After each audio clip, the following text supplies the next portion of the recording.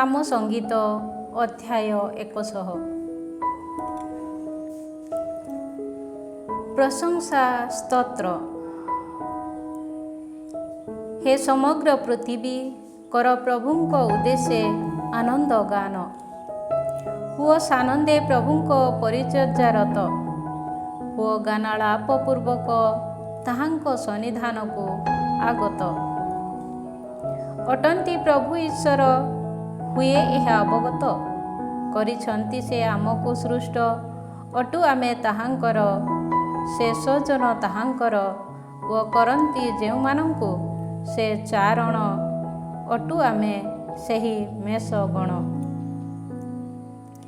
କର କୃତଜ୍ଞତା ସ୍ତୋତ୍ର ଗାନ ସହ ତାହାଙ୍କ ଦ୍ୱାର ସକଳରେ ପ୍ରବେଶ।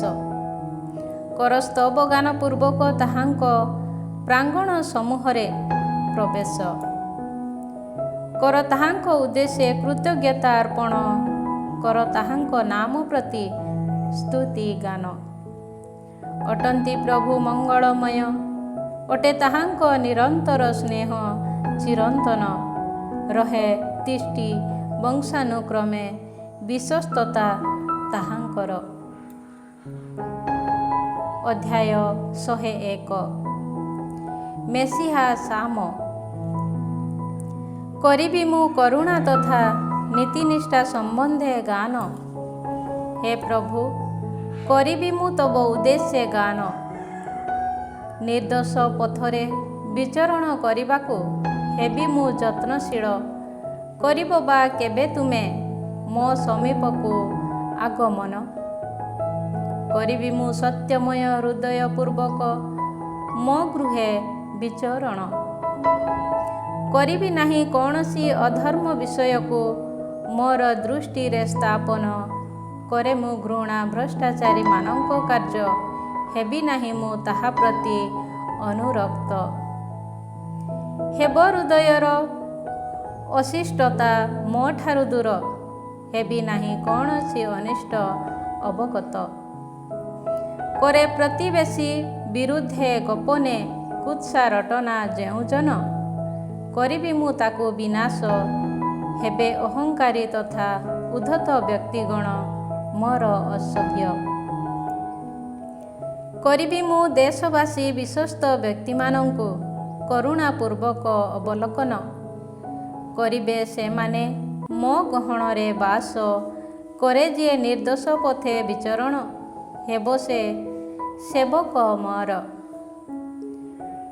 କରିବ ନାହିଁ କୌଣସି ପ୍ରବଞ୍ଚକ ମୋର ଗୃହେ ବାସ।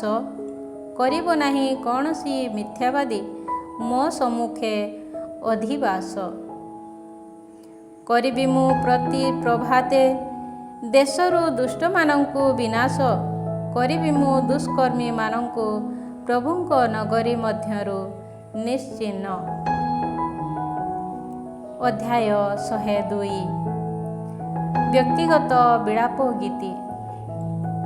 ହେ ପ୍ରଭୁ, ପ୍ରାର୍ଥନା ମୋର ଶୁଣ। ଆସି ପହଞ୍ଚୁ ତବ ସନ୍ନିଧାନେ ମୋର କ୍ରନ୍ଦନ। କର ନାହିଁ ମୋର ସଙ୍କଟ ଦିନେ ମୁଖ ତୁମର ମୋ ଠାରୁ ଲୁକାୟିତ। କର ମୋ ପ୍ରତି କର୍ଣ୍ଣପାତ, ଡାକି ତୁମକୁ କରେ ମୁଁ ଯେବେ ନିବେଦନ। ଦିଅ ତେବେ ସହସା ମୋତେ ଉତ୍ତର।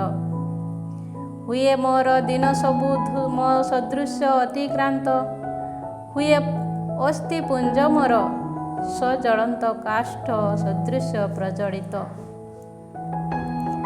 ହୋଇ ଆହତ ହୃଦୟ ମୋର, ହୁଏ ତୃଣ ସଦୃଶ ମିଳନ। ମଳିନ ହୁଏ ମୁଁ ଭୋଜନ କରିବା ପାଇଁ ବିସ୍ମୃତ।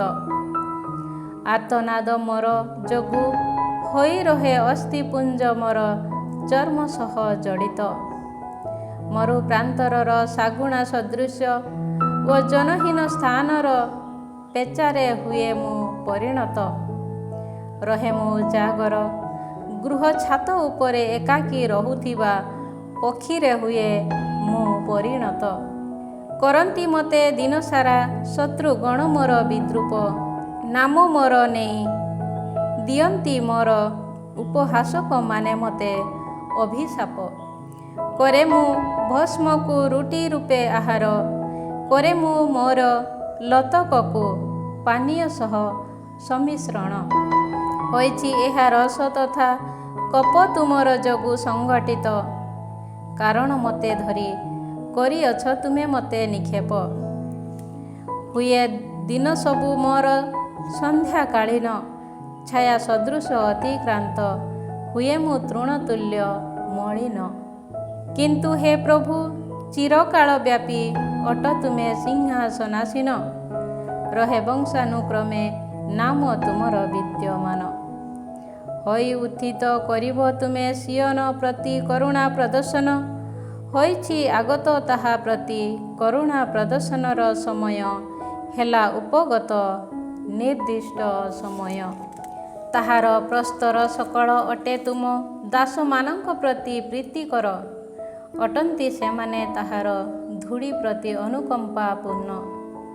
କରିବେ ଜାତିଗଣ ପ୍ରଭୁଙ୍କର ନାମ ପ୍ରତି ଭୟଭକ୍ତି ପ୍ରଦର୍ଶନ, ହେବେ ଭୀତ ତୁମ ମହତ୍ଵ ପ୍ରତି ପୃଥିବୀବାସୀ ରାଜାଗଣ। କରିବେ ପ୍ରଭୁ ସିୟନକୁ ପୁନର୍ନିର୍ମାଣ, ଦେବେ ସେ ତାହାକୁ ସଗୌରବରେ ଦର୍ଶନ। ନିରାଶ୍ରୟ ବ୍ୟକ୍ତିମାନଙ୍କ ପ୍ରାର୍ଥନା ପ୍ରତି ଦେବେ ସେ ମନ, କରିବେ ନାହିଁ ସେ ଅବହେଳା ସେମାନଙ୍କ ନିବେଦନ।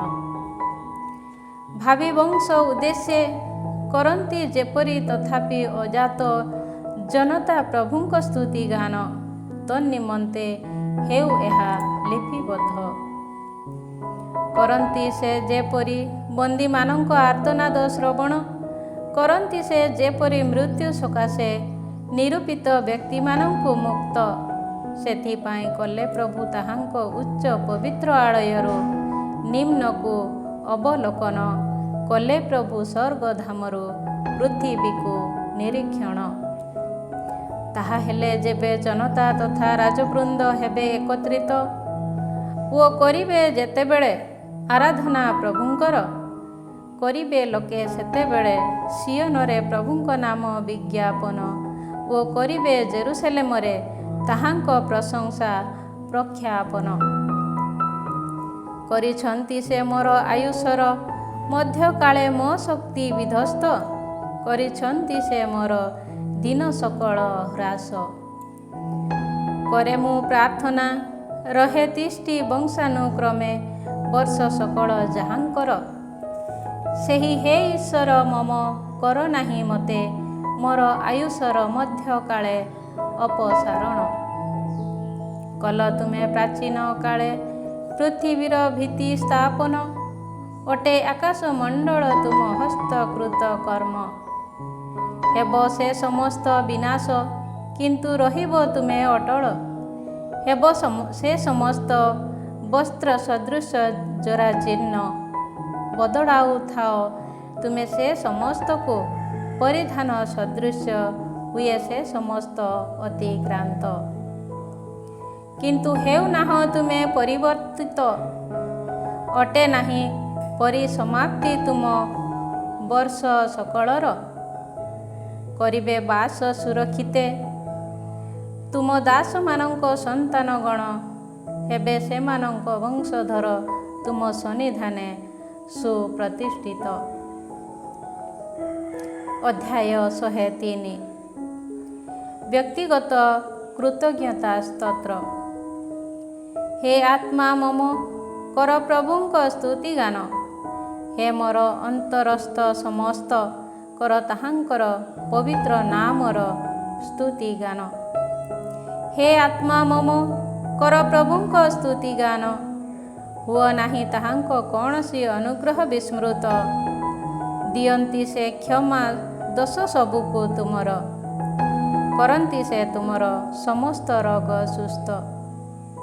କରନ୍ତି ସେ ତୁମ ଜୀବନକୁ ପାତାଳରୁ ବିମୁକ୍ତ, କରନ୍ତି ସେ ତୁମକୁ ତାହାଙ୍କ ନିରନ୍ତର ସ୍ନେହ ତଥା କରୁଣାର ମୁକୁଟରେ ବିମଣ୍ଡିତ।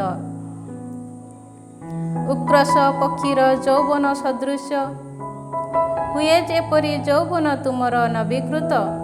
ସେଥିପାଇଁ କରନ୍ତି ସେ ତୁମକୁ ଆଜୀବନ ମଙ୍ଗଳରେ ପରିତୃପ୍ତ। କରନ୍ତି ପ୍ରଭୁ ସମସ୍ତ ଉତ୍ପୀଡ଼ିତ ମାନଙ୍କ ପ୍ରତି ନୀତି ତଥା ନ୍ୟାୟ ସାଧନ କଲେ ସେ ସେମାନଙ୍କୁ ତାହାଙ୍କ ମାର୍ଗାବଳୀ ଓ ଇସ୍ରାଏଲୀୟ ଜନତାକୁ ତାହାଙ୍କ କାର୍ଯ୍ୟ ବିଦିତ ଅଟନ୍ତି। ପ୍ରଭୁ କରୁଣାନିଧି ଓ ଦୟାମୟ, ସେ ଧୀର କପି ଓ ନିରନ୍ତର ସ୍ନେହରେ ପ୍ରାଚୁର୍ଯ୍ୟପୂର୍ଣ୍ଣ। କରିବେ ନାହିଁ ସେ ସର୍ବଦା ତିରସ୍କାର, କିମ୍ବା ରହିବ ନାହିଁ ତାହାଙ୍କ କ୍ରୋଧ ନିରନ୍ତର। କରନ୍ତି ନାହିଁ ସେ ଆମ ସହ ଆମ ପାପ ସକଳ ଅନୁସାରେ ଆଚରଣ, କିମ୍ବା କରନ୍ତି ନାହିଁ ଦୋଷ ସବୁ ଅନୁଯାୟୀ ଆମ ବିରୁଦ୍ଧେ ପ୍ରତିଶୋଧ ବିଧାନ। ପୃଥିବୀ ତୁଳନାରେ ଆକାଶ ଯେପରି ଉନ୍ନତ, ତାହାଙ୍କ ପ୍ରତି ଭୟଭକ୍ତି ପ୍ରଦର୍ଶନମାନଙ୍କ ସକାଶେ ନିରନ୍ତର ସ୍ନେହ ତାହାଙ୍କର ସେହିପରି ମହତ୍ତ୍ୱ। ପଶ୍ଚିମରୁ ପୂର୍ବ ଯେତେ ଦୂର, କରନ୍ତି ସେ ଆମ ଅପରାଧକୁ ସେତେ ଦୂର। ଜଣେ ପିତା ଆପଣା ପୁତ୍ରମାନଙ୍କ ପ୍ରତି କରେ ଯେପରି କରୁଣା ପ୍ରଦର୍ଶନ, କରନ୍ତି ଯେଉଁମାନେ ତାହାଙ୍କ ପ୍ରତି ଭୟଭକ୍ତି ପ୍ରଦର୍ଶନ କରନ୍ତି, ପ୍ରଭୁ ସେହିପରି ସେମାନଙ୍କ ପ୍ରତି କୃପା ପ୍ରଦର୍ଶନ। କାରଣ କେଉଁଥିରୁ ଆମେ ରୂପାୟିତ, ତାହାକୁ ଏହା ଅଟେ ଅବଗତ, ଆମେ ଯେ କେବଳ ଧୂଳି ମାତ୍ର, ହୁଅନ୍ତି ସେ ଏହା ଅନୁସ୍ମୃତ। ମାନବ ଜୀବନ କାଳ ତୃଣ ସଦୃଶ, ସେ ଅଟେ କ୍ଷେତର ପ୍ରସ୍ଫୁଟିତ ପୁଷ୍ପ ସଦୃଶ। ହୁଏ ତାହା ବାୟୁ ପ୍ରବାହରେ ମଳିନ, ହୋଇଥିଲା ଯେଉଁଠାରେ ଦଣ୍ଡାୟମାନ। ହୁଏ ନାହିଁ ସେ ସ୍ଥାନ ମଧ୍ୟ ତାହାର ଅନୁସ୍ମୃତ। କରନ୍ତି ଯେଉଁମାନେ ପ୍ରଭୁଙ୍କ ପ୍ରତି ଭୟଭକ୍ତି ପ୍ରଦର୍ଶନ, ସେମାନଙ୍କ ପ୍ରତି ଅନାଦିରୁ ଅନନ୍ତ କାଳ ପର୍ଯ୍ୟନ୍ତ କରନ୍ତି ସେ ତାହାଙ୍କ ନିରନ୍ତର ସ୍ନେହ ପ୍ରଦାନ। କରନ୍ତି ଯେଉଁମାନେ ବ୍ୟବସ୍ଥା ବିଧାନ ତାହାଙ୍କର ପାଳନ, ଓ କରନ୍ତି ତାହାଙ୍କ ଆଜ୍ଞାବଳୀର ଅନୁଗତ ହେବା ପାଇଁ ସ୍ମରଣ। ସେମାନଙ୍କ ପୁତ୍ର ପୈତ୍ର ସକଳର ବଂଶ ପର୍ଯ୍ୟନ୍ତ କରନ୍ତି ସେ ତାହାଙ୍କ ବିଶ୍ୱସ୍ତତା ପ୍ରଦର୍ଶନ। କରିଛନ୍ତି ପ୍ରଭୁ ସ୍ୱର୍ଗଧାମରେ ତାହାଙ୍କର ସିଂହାସନ ସ୍ଥାପନ, ସମସ୍ତେ ତାହାଙ୍କ ରାଜତ୍ୱର ଅଧୀନ। କରନ୍ତି ଯେଉଁମାନେ ପ୍ରଭୁଙ୍କ ବଚନ ଶ୍ରବଣ, ଓ କରନ୍ତି ତାହାଙ୍କ ଆଜ୍ଞା ପାଳନ, ସେହି ତାହାଙ୍କର ପରାକ୍ରମୀ। ହେ ଦେବଦୂତଗଣ, କର ପ୍ରଭୁଙ୍କ ସ୍ତୁତି ଗାନ। ପ୍ରଭୁଙ୍କର ହେ ସେନାବାହିନୀ, ତାହାଙ୍କ ଅଭୀଷ୍ଟ ପାଳନକାରୀ। ହେ ସେବକ ଗଣ, କର ପ୍ରଭୁଙ୍କର ସ୍ତୁତି ଗାନ। ପ୍ରଭୁଙ୍କର ହେ ସୃଷ୍ଟି ସକଳ, ଯେଉଁଠାରେ ତାହାଙ୍କ ଆଧିପତ୍ୟ ବିସ୍ତୃତ, କର ସେ ସମସ୍ତ ସ୍ଥାନେ ପ୍ରଭୁଙ୍କ ସ୍ତୁତି ଗାନ। ହେ ଆତ୍ମା ମମ, କର ପ୍ରଭୁଙ୍କ ସ୍ତୁତି ଗାନ। ଅଧ୍ୟାୟ 104 ପ୍ରଶଂସା ସ୍ତୋତ୍ର। ହେ ଆତ୍ମା ମମ, କର ପ୍ରଭୁଙ୍କର ସ୍ତୁତି ଗାନ। ପ୍ରଭୁ ହେ ଈଶ୍ୱର ମୋର, ଅଟ ତୁମେ ଅତି ମହାନ। ହୋଇଅଛ ତୁମେ ମହିମା ତଥା ମହତ୍ତ୍ୱ ପରିହିତ। ବସ୍ତ୍ର ସଦୃଶ ତୁମେ ଜ୍ୟୋତି ପରିହିତ ଅଟ। କରିଅଛ ତୁମେ ଆକାଶମଣ୍ଡଳକୁ ଶିବିର ସାଦୃଶ୍ୟେ ବିସ୍ତୃତ। କରିଅଛ ତୁମେ ଆଳୟର କଡ଼ି କାଠକୁ ଜଳଧି ଉପରେ ସ୍ଥାପନ। କଲ ମେଘମାଳାକୁ ତୁମ ରଥରେ ପରିଣତ। କରୁଥାଅ ତୁମେ ବାୟୁ ପ୍ରବାହର ପକ୍ଷରେ ଯାତାୟତ। କରିଥାଅ ତୁମେ ବାୟୁ ପ୍ରବାହକୁ ଦୂତ ତୁମର। ଅଗ୍ନି ତଥା ଅଗ୍ନିଶିଖା ସବୁକୁ ସେବକ ଗଣ ତୁମର। କଲ ତୁମେ ପୃଥିବୀକୁ ତାହାର ଭିତ୍ତିମୂଳ ଉପରେ ସ୍ଥାପନ। ହେବ ନାହିଁ କେବଳ ହେ ତାହା ଆନ୍ଦୋଳିତ। କରାଯାଏ ଯେଉଁପରି ବସ୍ତ୍ର ଦ୍ୱାରା, କଲ ତୁମେ ସେହିପରି ତାହାକୁ ଅଗାଧରେ ଆବରଣ। କଲା ଜଳ ରାଶି ପର୍ବତ ସକଳକୁ ଆବୃତ। କଲେ ସେମାନେ ତୁମ ଭର୍ତ୍ସନା ଯୋଗୁ ପଳାୟନ, କଲେ ସେମାନେ ତୁମ ବ୍ରଜ ନିନାଦେ ଧାବନ। ତୁମ ଦ୍ୱାରା ନିର୍ଦ୍ଦିଷ୍ଟ ସ୍ଥାନରେ ହେଲା ପର୍ବତ ସବୁ ଉତ୍ଥିତ, ହେଲେ ଉପତ୍ୟକା ସକଳ ନିମଗ୍ନ। କରନ୍ତି ନାହିଁ ସେମାନେ ଯେପରି ପୃଥିବୀକୁ ପୁନରାୟ ଆବରଣ, ସେଥିସକାଶେ କଲ ତୁମେ ସେମାନଙ୍କ ପ୍ରତି ଏକ ଅଲଙ୍ଘନୀୟ ସୀମା ସରହଦ ନିରୂପଣ। କରୁଥାଅ ତୁମେ ନିର୍ଝର ସବୁକୁ ଉପତ୍ୟକାରୁ ନିର୍ଗତ, ହୁଅନ୍ତି ସେମାନେ ପାହାଡ଼ ସବୁ ମଧ୍ୟରେ ପ୍ରବାହିତ। କରୁଥାଅ ତୁମେ ପ୍ରାନ୍ତରର ପଶୁମାନଙ୍କୁ ପାନୀୟ ଜଳ ପ୍ରଦାନ, କରନ୍ତି ବନ୍ୟ ଗର୍ଦ୍ଦଭ ସବୁ ମଧ୍ୟ ସେମାନଙ୍କ ତୃଷା ନିବାରଣ। କରନ୍ତି ଆକାଶର ପକ୍ଷୀଗୁଡ଼ିକ ତାହା ପାର୍ଶ୍ୱେ ବସତି ସ୍ଥାପନ, କରନ୍ତି ସେମାନେ ଶାଖା ପ୍ରଶାଖାରୁ ଗାନ। କରୁଥାଅ ତୁମେ ତୁମ ସମୁନ୍ନତ ବସତିରୁ ପର୍ବତ ସମୂହକୁ ଆର୍ଦ୍ର, ହୁଏ ପୃଥିବୀ ତୁମ କାର୍ଯ୍ୟରେ ପରିତୃପ୍ତ। କରୁଥାଅ ତୁମେ ଗପଲ ନିମନ୍ତେ ତୃଣ ଅଙ୍କୁରିତ ଓ ମନୁଷ୍ୟ ଦ୍ୱାରା ବ୍ୟବହୃତ ଉଦ୍ଭିଦକୁ ଅଙ୍କୁରିତ କରେ ସେ ଯେପରି ପୃଥିବୀରୁ ନିଜ ଖାଦ୍ୟ ଉତ୍ପାଦନ। ହୁଏ ଯେପରି ମାନବ ହୃଦୟ ଆନ୍ଦୋଳିତ, ସେଥି ସକାଶେ କରୁଥାଅ ତୁମେ ପ୍ରଦାନ ଦ୍ରାକ୍ଷାରସ। ନିଜ ମୁଖକୁ ସତେଜ କରାଇବା ସକାଶେ ତୈଳ ତଥା ମନୁଷ୍ୟର ଶକ୍ତିଦାୟକ ରୁଟି ଦାନ। ପ୍ରଭୁଙ୍କର ବୃକ୍ଷ ସକଳ ତାହାଙ୍କ ଦ୍ୱାରା ରୋପିତ, ଲେବାନନର ଦେବଦାରୁ ବୃକ୍ଷ ସକଳ ହୁଏ ପ୍ରାୟ ପ୍ରଚୁର ଜଳ। କରନ୍ତି ପକ୍ଷୀଗଣ ସେ ସମସ୍ତରେ ସେମାନଙ୍କର ନୀଡ଼ ନିର୍ମାଣ, କରେ ସାରସ ପକ୍ଷୀ ଦେବଦାରୁ ବୃକ୍ଷରେ ବସା ସ୍ଥାପନ। ଉଚ୍ଚ ପର୍ବତ ସବୁ ବନ୍ୟ ଛାଗମାନଙ୍କ ପାଇଁ ଉଦ୍ଦିଷ୍ଟ, ହୁଏ ଶୈଳ ସବୁ କୋକିଶିଆଳୀମାନଙ୍କ ଆଶ୍ରୟ ସ୍ଥାନ। କରିଅଛ ତୁମେ ଋତୁ ନିର୍ଣ୍ଣୟ ନିମନ୍ତେ ଚନ୍ଦ୍ରକୁ ସୃଜନ, ସୂର୍ଯ୍ୟକୁ ଅଟେ ଅବଗତ ତାହାର ଅସ୍ତ ସମୟ। ଘଟାଅ ଯେବେ ତୁମେ ଅନ୍ଧକାର, ହୁଏ ତେବେ ରାତ୍ର, ହୁଅନ୍ତି ସେ ସମୟରେ ଅରଣ୍ୟବାସୀ ପଶୁବର୍ଗ ନିର୍ଗତ।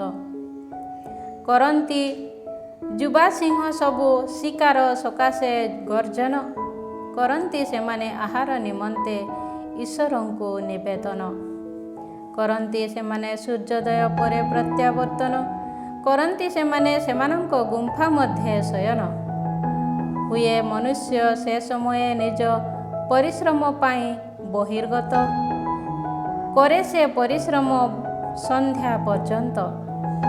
ହେ ପ୍ରଭୁ, ତୁମ କର୍ମ ସକଳ ଅଟେ କେତେ ଧରଣ। କରିଅଛ ତୁମେ ଜ୍ଞାନରେ ସୃଜନ ସେ ସକଳ, ହୋଇଛି ତୁମ ସୃଷ୍ଟ ବସ୍ତୁରେ ପୃଥିବୀ ପରିପୂରିତ। ଦେଖ ବିରାଟ ତଥା ବିସ୍ତୃତ ସମୁଦ୍ର, କ୍ଷୁଦ୍ର ବୃହତ ଅସଂଖ୍ୟ ଜୀବଜନ୍ତୁରେ ତାହା ପରିପୂର୍ଣ୍ଣ। କରେ ଜାହାଜ ସକଳ ସେଥିରେ ଗମନାଗମନ, କରେ କ୍ରୀଡ଼ା ସେଥିରେ ତୁମ ଦ୍ୱାରା ସୃଷ୍ଟ ଲେବିଆଥାନ। ଯଥାକାଳେ ସେମାନଙ୍କ ଖାଦ୍ୟ ସକାଶେ ତୁମକୁ ଚାହିଁ ରହନ୍ତି ଅପେକ୍ଷା କରି ସେମାନେ। କର ଯେବେ ତୁମେ ସେମାନଙ୍କୁ ପ୍ରଦାନ, କରନ୍ତି ତେବେ ସେମାନେ ତାହା ସଂଗ୍ରହ। କର ତୁମେ ଯେବେ ମୁକ୍ତ ହସ୍ତେ ପ୍ରଦାନ, ହୁଅନ୍ତି ତେବେ ଉତ୍ତମ ବିଷୟରେ ସେମାନେ ପରିତୃପ୍ତ। କର ତୁମେ ଯେବେ ତବ ମୁଖ ଲୁକାୟିତ, ହୁଅନ୍ତି ସେତେବେଳେ ସେମାନେ ବିଭ୍ରାନ୍ତ। କର ଯେବେ ତୁମେ ସେମାନଙ୍କ ପ୍ରାଣବାୟୁ ପ୍ରତ୍ୟାହାର, ହୋଇ ତେବେ ମୃତ ହୁଅନ୍ତି ସେମାନେ ଧୂଳିରେ ପରିଣତ। କର ଯେବେ ତୁମେ ପ୍ରାଣବାୟୁ ପ୍ରେରଣ, ହୁଅନ୍ତି ତେବେ ସେମାନେ ସଜ୍ଜିତ। ଓ କରୁଥାଅ ତୁମେ ଧରା ପୃଷ୍ଠକୁ ନବୀକରଣ। ରହୁତିଷ୍ଠି ପ୍ରଭୁଙ୍କର ମହିମା ଚିରନ୍ତନ, କରନ୍ତୁ ପ୍ରଭୁ ତାହାଙ୍କ ସୃଷ୍ଟ ବସ୍ତୁରେ ଆନନ୍ଦ। କରନ୍ତି ସେ ଯେତେବେଳେ ପୃଥିବୀ ପ୍ରତି ଦୃଷ୍ଟିପାତ ହୁଏ ସେତେବେଳେ ତାହା ପ୍ରକମ୍ପିତ। କରନ୍ତି ସେ ଯେତେ ପର୍ବତ ସବୁକୁ ସ୍ପର୍ଶ ହୁଏ ସେତେ ସେ ସକଳ ଧୂମାୟିତ। କରିବି ମୁଁ ଆଜୀବନ ପ୍ରଭୁଙ୍କ ଉଦ୍ଦେଶ୍ୟ ଗାନ, କରିବି ମୁଁ ଆୟୁଷ ସାରା ମୋର ଈଶ୍ୱରଙ୍କ ଉଦ୍ଦେଶ୍ୟ ସ୍ତବ ଗାନ। କରୁ ମୋର ଧ୍ୟାନ ତାହାଙ୍କୁ ସନ୍ତୁଷ୍ଟ, ହୁଏ ମୁଁ ପ୍ରଭୁଙ୍କଠାରେ ଉଲ୍ଲସିତ। ହୁଅନ୍ତୁ ପାପୀମାନେ ଧରାଧାମରୁ ଅନ୍ତର୍ଦ୍ଧାନ, ହୁଅନ୍ତୁ ଦୁଷ୍ଟଗଣ ନିଶ୍ଚିହ୍ନ। ହେ ଆତ୍ମା ମମ କର ପ୍ରଭୁଙ୍କର ସ୍ତୁତି ଗାନ, କର ପ୍ରଭୁଙ୍କର ସ୍ତବ ଗାନ।